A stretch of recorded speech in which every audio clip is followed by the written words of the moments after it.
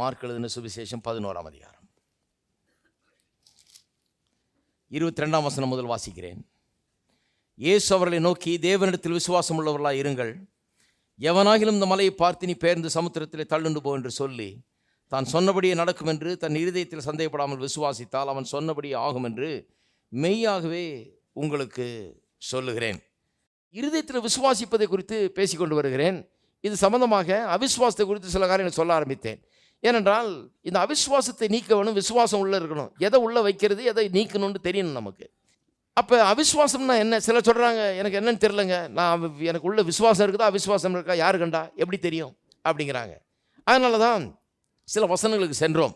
இங்கே புதிய ஏற்பாட்டில் நாம் வாசிக்கிறோம், இஸ்ரவேல் மக்கள் அவிசுவாசம் உள்ளவர்களாக இருந்தபடினாலே தேவன் வாக்குத்தத்தம் பண்ண பாலும் தேனும் ஓடுற தேசத்தை போய் சேர முடியாமல் போயிட்டு. இதை குறித்து ஒரு காமெண்ட்ரி மாதிரி சொல்கிறார் அப்போஸ்தலனாகிய பவுல் 1 கொரிந்தியர் 10ஆம் அதிகாரத்தில் அதை பற்றி சொல்கிறார். சொல்லி கிறிஸ்தவ விசுவாசிகளுக்கு சொல்கிறாரு, இவைகளெல்லாம் நமக்கு திருஷ்டாந்தமாக இருக்கிறது, நமக்கு ஒரு படிப்பினையாக இருக்குதுன்றார். எது? அவங்களுடைய ஃபெயிலியர், அவங்களுடைய அவிசுவாசம் நமக்கு படிப்பினையாக இருக்குதுன்னு சொல்கிறாரு. இன்னொரு இடத்துல சொல்லப்பட்டிருக்கிறது, அதாவது காதேஷ் பர்னியா என்ற இடத்துல வந்தபோது இவர்கள் கர்த்தரை சோதித்து இஸ்ரவேல் மக்கள் அவிசுவாசத்தில் அவர் முத்தி போகவே முடியாது, இந்த தேசத்தை சுதந்திரிக்க முடியாதுன்ற நிலையில் வந்துட்டாங்க. கர்த்தர் அவர்களை நீ போக மாட்டேன்னு சொல்லிட்டாரு. அவர் உடனே சொல்லலை, அப்படி 10 முறை அவரை சோதித்தார்களாம். ஏதோ ஒரு தடவை தப்பு பண்ணதுனால கர்த்தர் அப்படி சொல்லலை, திரும்ப திரும்ப திரும்ப 10 முறை அவரை சோதித்தார்கள் அவிசுவாசத்தினால்.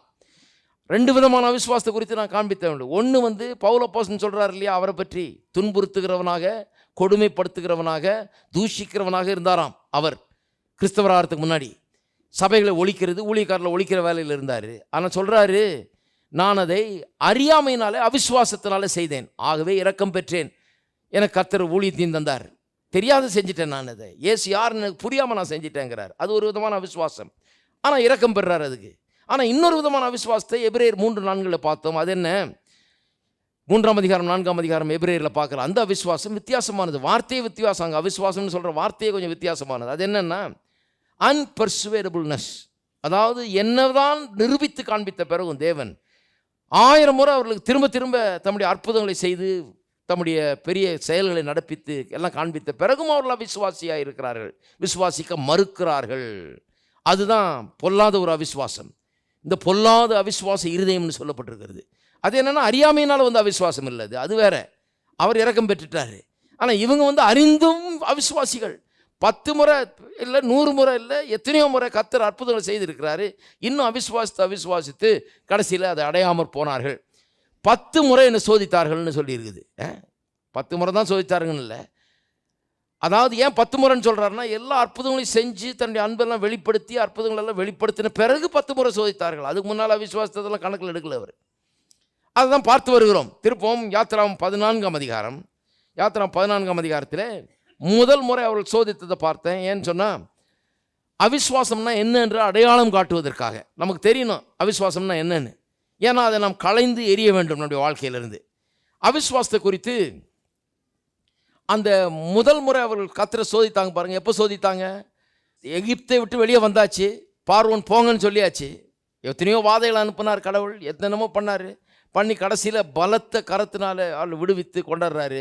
பார்வோன் கடைசியில் கிவ் அப் பண்ணிட்டான், சரி போங்கன்னு அனுப்பிச்சிட்டான்.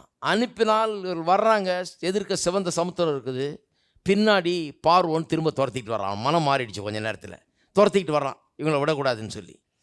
முன்னால் தண்ணி சமுத்திரம், பின்னால் பார்வோனுடைய சேனை, ரெண்டுத்துக்கு நடுவில் சிக்கிக்கிட்டு உடனே முறுமுறுக்கிறார்கள். இங்கே எங்களை கொன்று போடுறதுக்காக கொண்டு வந்தீர், எகிப்தில் பிரேத குழிகள் இல்லைன்னு இங்கே சாகடிக்கிறதுக்காக கொண்டு வந்தீர்னு முறுமுறுக்கிறார்கள், பேசுகிறார்கள். அதிலிருந்து 5 காரியங்கள் உங்களுக்கு எடுத்து காண்பித்தேன் அவிசுவாசத்தை பற்றி. அவிசுவாசத்தின் அடையாளங்கள் என்ன?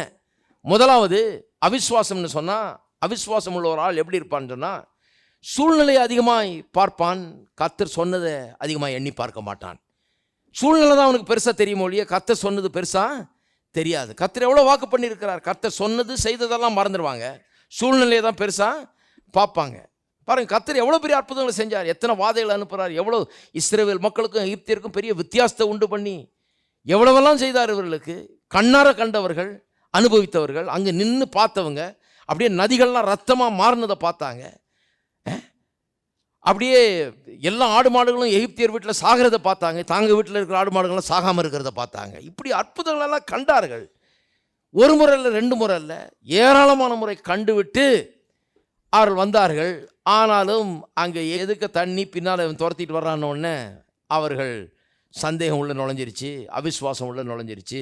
சாகடிக்குவாங்களை கொண்டு வந்துன்னு பேசுகிறாங்க. சூழ்நிலை தான் பெருசாக தெரியுது, கர்த்தர் சொன்னதும் செய்ததும் அவர்களுக்கு பெருசாக தெரியல. 2வது காண்பித்தேன், பயம். பயந்தார்கள். உங்களுக்குள்ள பயம் இருக்குதா? கண்டிப்பாக அவிஸ்வாசம் இருக்குதுன்னு அர்த்தம். அவிஸ்வாசம் உள்ளவர்கள் சூழ்நிலையை பெருசாக பார்ப்பாங்க, கர்த்தர் சொன்னதெல்லாம் மறந்துடுவாங்க, செஞ்சதெல்லாம் மறந்துடுவாங்க. 2வது பயம். 3வது நெகட்டிவிசம். இதையும் காண்பித்தேன். நெகட்டிவிசம்னு சொன்னால் பிற்போக்கான ஒரு அப்ரோச், வாழ்க்கைக்கு பிற்போக்கான அணுகுமுறை வாழ்க்கையில். நான் சொன்னேன் இல்லையா, ஒரு விரல் அடிபட்டு கொஞ்சம் லேசாக ரத்தம் வரும், ஒரு விரல் இன்றைக்கி கட்டு போட்டு அதை உபயோகப்படுத்த முடியாமல் இருக்கும். என்ன சொல்லுவாங்க? ஐயோ எனக்கு எதுவுமே சரியாக வேலை செய்ய மாட்டேங்குது அப்படிம்பாங்க. மீதி 9 விரலும் நல்லா தான் இருக்குது. ஆனால் அவங்க நெகட்டிவிசமில் இருக்கிறதுனால, ஒரு பிற்போக்கான சிந்தனை உள்ளவர்களாக இருக்கிறதுனால 9 விரல் நல்லா இருக்கிற விரலை பார்க்க மாட்டாங்க, அந்த ஒரு விரல் கெட்டு போனதை மட்டும்தான் பார்ப்பாங்க. ஒரு சின்ன பிரச்சனை இருக்கும், அதை தான் பெருசாக நினைப்பாங்க, மீதியெல்லாம் நல்லா இருக்கும், அதை பெருசாக நினைக்க மாட்டாங்க. எது முடியாது, எது ஆகாது, அதை தான் பார்ப்பாங்க. தோல்விகளை தான் பார்ப்பாங்க, பலவீனத்தை தான் பார்ப்பாங்க, வெற்றியை பார்க்க மாட்டாங்க, நல்லதை பார்க்க மாட்டாங்க, கெட்டதை தான் பார்ப்பாங்க. அதான் நெகட்டிவிசம். நிறைய கிறிஸ்தவர்கள் இன்றைக்கு அப்படி இருக்கிறாங்க. பைபிளை தூக்கிட்டு ஞாயிற்றுக்கிழமை முதல்ல கோயிலுக்கு போகிறாங்க, ஆனால் உள்ள நெகட்டிவ் கிறிஸ்தவர்கள் நெகட்டிவாக தான் பேசுவாங்க. முடியாது, செய்ய ஆகாது, இது நம்மளால் முடியாதாக்கும், இப்படி தான் முடியாதுன்றது தான் வாயிலிருந்து வருமோ ஒழிய, இல்லை முடியாது இதைத்தான் பேசிகிட்டு இருப்பாங்களோ ஒழிய முடியும்ன்ற வார்த்தை அவங்களுக்குள்ளே வந்து வரவே வராது. 1000 நல்லது நடந்திருக்கும், ஆனால் ஒரு சின்ன கேட்டது நடந்தால் அதே தான் பெருசாக பேசிகிட்டு இருப்பாங்க. அருமையானவர்களே, கவனிக்கிறீங்களா?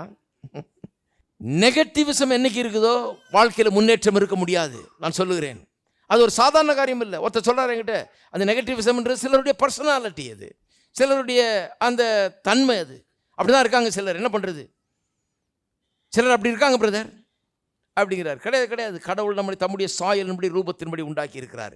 கடவுள் நெகட்டிவ் கிடையாது, அவர் நெகட்டிவே கிடையாது. அவர் ரொம்ப பாசிட்டிவான தேவன். அவரை போல நாம் இருக்க வேண்டும் என்று விரும்புகிறார். அப்போ பாசிட்டிவாக இருக்கிறதுக்கு பழகணும். நான் அதுக்காக சொன்ன மனைவி கிட்டே சொல்லி வைக்கிறது நல்லது. ஏன்னா அவங்களுக்கு ஏற்கனவே அந்த கரெக்ஷன் கிஃப்ட் இருக்குது. தப்பு செஞ்சால் சொல்லுவாங்க இல்லையா, நம்ம ஒய்ஃப் மேலே கோவப்படுறோம், எப்போ பார்த்தாலும் அவங்க தப்பை தான் சுட்டி காட்டுறேன்னு. அது ஏன் அப்படி சுட்டி காமிக்கிறாங்கன்னா, அவங்கள ஒரு ஹெல்ப்பராக உண்டாக்கிட்டார் ஆண்டவர். உங்கள் தப்பெல்லாம் காமிச்சு உங்களை கரெக்ட் பண்ணுறதுக்கு தான் வச்சுருக்கிறாரு. அது ஹெல்ப் பண்ணிகிட்டு இருக்காங்க அவங்க. நீங்கள் நல்லா ஆகணும்னு தான் சொல்கிறாங்க.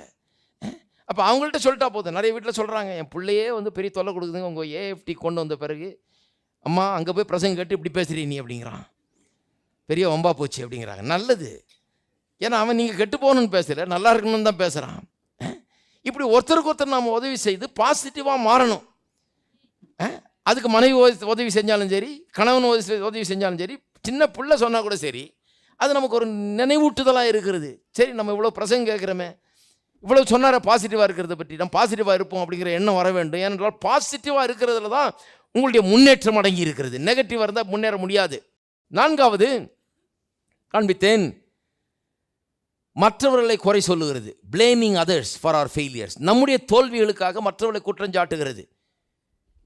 மாமனாரால் தான் அப்படி ஆச்சு, எங்கள் அப்பாவால் தான் அப்படி ஆச்சு, எங்கள் அண்ணனால் தான் அப்படி ஆச்சு, எங்கள் தம்பியினால் தான் அப்படி ஆச்சு, இவனால் அப்படி ஆச்சு, அவனால், எங்கள் கம்பெனினால் அப்படி ஆச்சு, பக்கத்து வீட்டுக்காரனால் அப்படி ஆச்சு, என் மனைவியால் அப்படி ஆச்சு, என் புருஷனால், இது பேசிக்கிட்டே இருக்கிறது. மற்றவர்களை குறைஞ்ச. நான் சொல்கிறேன், உங்களுக்குள்ள இருக்கிறவர் இந்த உலகத்தில் இருக்கிற எல்லாரை காட்டிலும் பெரியவர் அவர். அப்படி இருக்கும்போது உங்களை யார் தோற்கடிக்க முடியும்?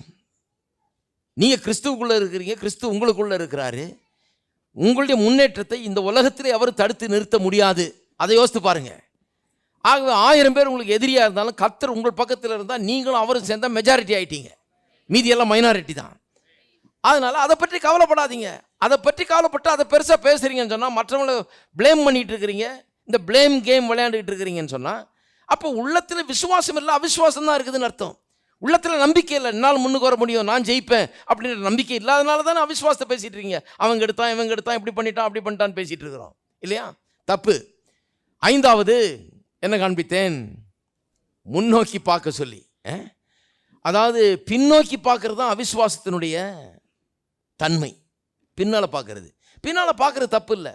நான் பின்னால் பார்க்குறேன், எந்த பாதையை கடந்து வந்தேன் என்று பார்க்குறேன். கர்த்தர் எனக்கு எப்படியெல்லாம் உதவி செய்தார், எப்படியெல்லாம் அற்புதங்களை செய்திருக்கிறார், என்னவெல்லாம் செஞ்சுருக்காருன்னு பார்த்து நான் நன்றி செலுத்துகிறேன். அதை மறக்கிறது இல்லை. நான் கர்த்தருக்கு நன்றி உள்ளவனாக இருக்கிறேன். ஆனால் அந்த காலம் நல்லா இருந்தது. 50 ரூபா வாடகையில் இருந்தனாக்கும், 1 ரூபாய்க்கு அரிசி வாங்கி சாப்பிட்டுனாக்கும் நான் அங்கே திரும்பி போக விரும்பவில்லை. நிறைய பேர் அந்த பொற்காலத்துக்கு நான் திரும்ப விரும்புகிறேன். எந்த பொற்காலத்துக்கு? எலக்ட்ரிசிட்டி இல்லாத பொற்காலத்துக்கா? அரிசி வாங்கினா அரிசியை காட்டிலும் கல் அதிகமாக இருக்கிற பொற்காலத்துக்கா? பருப்பு வாங்கினா பருப்பை காட்டிலும் புழு அதிகமாக இருக்கிற பொற்காலத்துக்கா? எல்லாத்துக்கும் பஞ்சமுங்கிற பொற்காலத்துக்கா? காசு இல்லாமல் இருந்த பொற்காலத்துக்கா? வாரத்தில் ஒரே ஒரு தரம் கறி சாப்பிட்ட பொற்காலத்துக்கா? நான் திரும்ப விரும்பவில்லை. இப்போ நல்லா இருக்குது. இன்னும் எதிர்காலம் இன்னும் நன்றாக இருக்கும் என்று என்னுடைய விசுவாசம் நம்புகிறது. விசுவாசம் என்கிறது எப்பவும் எதிர்நோக்குகிறது. நல்ல காரியங்கள், இன்னும் மேன்மையான காரியங்கள் எதுக்கு இருக்குதுன்றதை பார்க்கறது. கர்த்தர் எந்த விதமான பாதையில் என்னை கொண்டு வந்திருக்காருன்னு எண்ணி பார்க்குறேன். ஆனால் இன்னொன்னே எண்ணி பார்க்குறேன், எதிர்காலத்தை எண்ணி பார்க்குறேன். இன்னும் 10 வருஷம் பொறுத்து நீங்களும் நானும் எப்படி இருப்போம், இந்த சபை எப்படி இருக்கும், இந்த ஊழியம் எப்படி இருக்கும், நான் எப்படி இருப்பேன், நீங்கள் எப்படி இருப்பீங்கன்னு எண்ணி பார்க்குறேன். எப்படி இருப்பீங்கன்னு நினைக்கிறீங்க? அற்புதமாக இருப்பீங்க. எதிர்காலம் அதான் விசுவாசம். பிற்காலத்தையே நினச்சிக்கிட்டு ஏங்கிக்கிட்டு அங்கே போகிறேன்னு சொல்கிறது வந்து எகிப்துக்கு திரும்ப போகிறேன்னாங்க இவங்க. அதான் பிரச்சனை. வாசிப்போம் 14ஆம் அதிகாரம். மோசே சொல்கிறாரு, இவங்கெல்லாம் முறுமுறுத்து எல்லாம் சண்டை போட்ட உடனே அவர் சொல்கிறாரு, மோசே ஜனங்களை நோக்கி பயப்படாதீர்கள், நீங்கள் நின்று கொண்டு இன்றைக்கும் கர்த்தர் உங்களுக்கு செய்யும் ரட்சிப்பை பாருங்கள். இன்றைக்கு நீங்கள் காண்கிற எகிப்தியரை இனி என்றைக்கும் காண மாட்டீர்கள். அவர் ஃபியூச்சரை பேசுகிறார். ஃபியூச்சர் எப்படி இருக்க போகுது? இந்த எகிப்தியர்கிட்ட இருக்க போகிறதில்லை. நம்ம இவனை காணவே மாட்டீர்கள் என்று சொல்லுகிறார். கர்த்தர் உங்களுக்காக யுத்தம் பண்ணுவார், நீங்கள் சும்மா இருப்பீர்கள். எல்லாம் சொல்லுங்க, சும்மா இருப்பீங்க. சும்மா இருக்கிறது அவ்வளோ பெரிய கஷ்டமா?